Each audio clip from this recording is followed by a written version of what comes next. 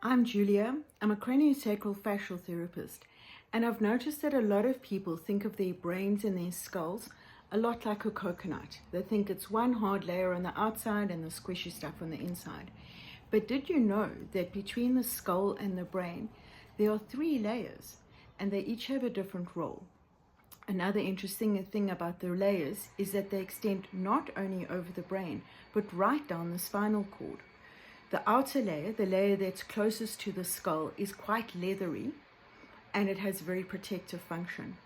The middle layer is like a spider web. It's very delicate and it reaches into all different layers in the brain.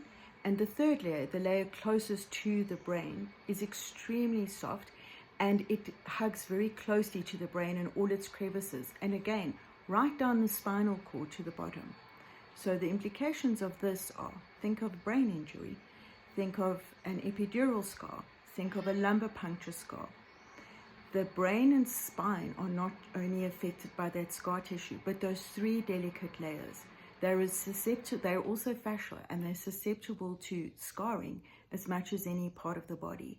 So when we're working in a fascial context, we might hold the hands gently over the head and it might seem we're working on the brain or skull. But there's every chance we're working on one of the 3 layers. And as they become softer and freer and easier, they will move more easily and their circulation will be better and the well-being of the brain, but also the whole spine, will be restored. I'm Julia. I'm looking forward to meeting you and talking more about the different layers between the head, the skull, and the brain.